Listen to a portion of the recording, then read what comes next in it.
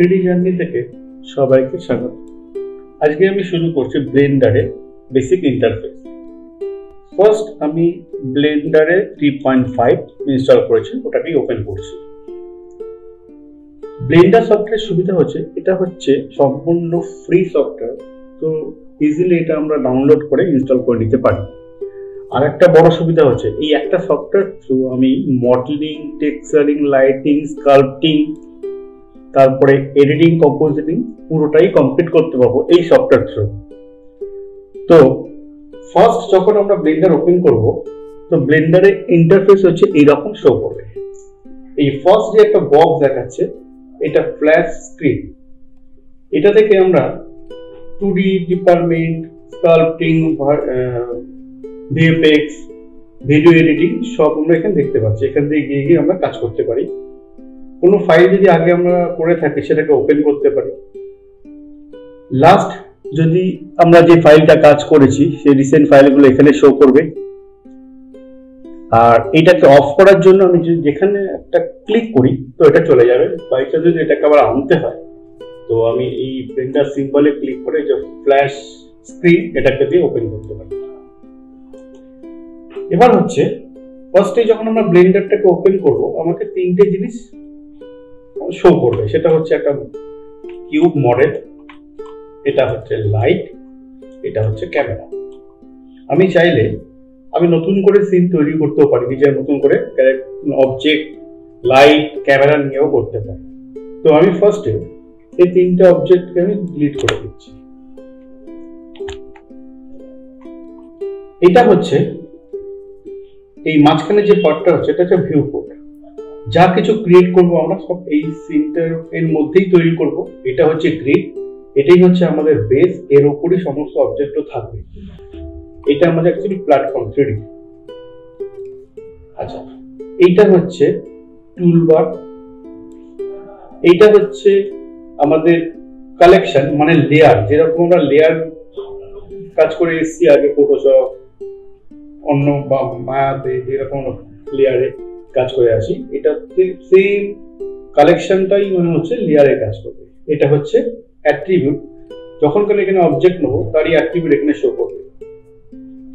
আচ্ছা, এবার এই ভিউ পোর্টটাকে ঘোরানোর জন্য আমরা মিডল বাটন মানে স্ক্রল যেটাকে বলছি সেটাকে যদি আমি ড্র্যাগ করি তো এটা ভিউ পোর্ট রোটেট হচ্ছে।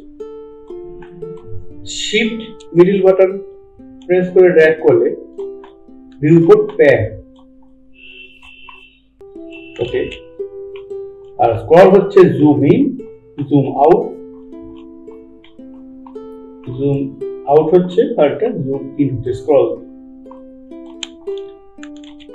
এবার এটা হচ্ছে আমার এখানে টাইম লাইন। আমি যখন অ্যানিমেশন করব এই টাইম লাইনটাকে আমাকে কাজে লাগবে। এখানে স্টার্ট ফ্রেম, এন্ড ফ্রেম সব দেওয়া আছে।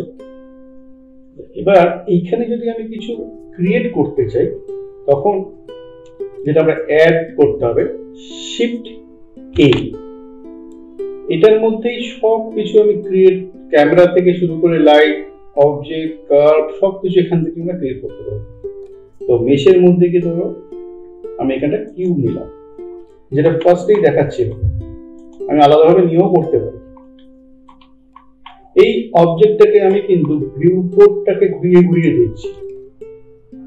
ওকে, এই অবজেক্টটাকে আমি চাইছি যে সেমি ট্রান্সপারেন্ট এক্স-রে মোডে দেখতে চাইছি। তো তার জন্য হচ্ছে ফার্স্ট এক্স-রে মোড। দেন আমি ওয়্যারফ্রেম চাইছি, এক্স-রে অফ করে দিলাম। এটা হচ্ছে আবার এক্স-রে জন্য অন রাখতে পারি, এরকম দেখতে পাবো। এটা হচ্ছে মেশ মোড। তারপরটা হচ্ছে টেক্সচার মোড। যেহেতু টেক্সচার দেওয়া নেই সেখানে শো করছে না, ওরা টেক্সচার দিলে দেখা যাবে। লাস্টেরটা হচ্ছে লাইট মোড। এখানে লাইট নেই বলে ব্ল্যাক দেখাচ্ছে, লাইট দিলে আবার ঠিকঠাক শো করবে। আমি নর্মালি শেডিং মোডে মানে মেশ মোডে এলাম। এইখানে এটা তো একটা পার্সপেক্টিভ ভিউ, এই যে পার্সপেক্টিভ ভিউ, আমি এটা ফ্রন্ট ভিউ চাইছি, সাইড ভিউ দেখতে চাইছি, কারণ আমার কাজ করতে সুবিধা হবে। তো নাম স্কোয়ারের আমি যদি 1 প্রেস করি, এটা হচ্ছে ফ্রন্ট ভিউ, 3 হচ্ছে সাইড ভিউ, 7 হচ্ছে টপ ভিউ।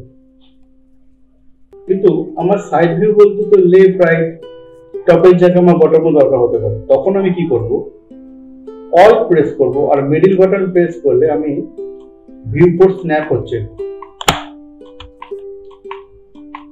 ওকে, এটা হচ্ছে আমি স্ন্যাপ করে করে রোটেট করতে পারি। তখন আমি 7 প্রেস করেছি, আমি যখনই মিডল বাটনটাকে প্রেস করে র্যাক করছি পার্সপেক্টিভ ভিউ হয়ে যাচ্ছে। অল প্রেস করলে কিন্তু আমি স্ন্যাপিং এর ব্যাপারটা এইভাবেও কিন্তু আমি চেঞ্জ করতে পারি। আচ্ছা, এখানে যা মুভমেন্ট হয়েছে, ভিউ পোর্ট রোটেট হয়েছে, ভিউ পোর্টের মুভমেন্ট হয়েছে, কিন্তু অবজেক্টের কিন্তু কোনো মুভমেন্ট বা রোটেশন আমি কিছু করিনি, বা রোটেট স্কেল বা এইসব আমি কিছু করিনি। তো তার জন্য কি করতে হবে, অবজেক্ট সিলেক্ট করে, এটা হচ্ছে মুভ টুল, শর্টকাট কি হচ্ছে এখানে আমি ডাব্লিউ করে রেখেছি। তো এইভাবে আমি কিন্তু মুভ করতে পারি। এই যে এক্স এর মুভ করছে, ওয়াই এর মুভ আমি কিন্তু এইভাবে ভ্যালু দিয়েও চেঞ্জ করতে পারি। আমি এইভাবেও ভ্যালু চেঞ্জ করতে পারি। আবার যদি আমি আগের জায়গায় আনতে চাই, তো আমি 0 0 বসিয়ে দিলাম, ভিড়ে একদম মাঝখানে চলে যাবে। সেম রোটেশনও তাই, এক্স ওয়াই জেড, স্কেলিং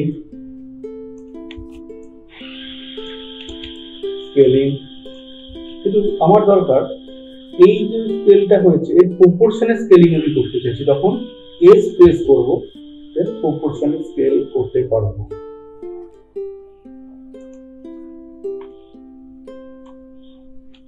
আচ্ছা, এবার আমি যদি এখানে সেমি ট্রান্সপারেন্ট করতে চাই, তো আমি তো এখান থেকে সেমি ট্রান্সপারেন্ট করলাম।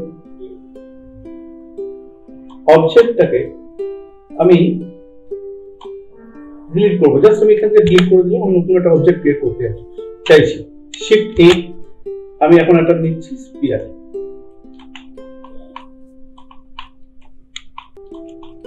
সেম জিনিস, আমি অবজেক্টের ওয়্যারফ্রেমটা দেখতে চাইছি, অবজেক্টের নিচ, অবজেক্টের টেক্সচার, অবজেক্টের লাইট,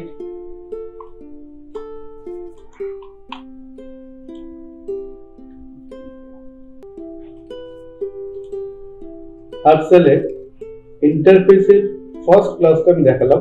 নেক্সট আমি দেখাবো এর পরবর্তী স্টেপগুলো।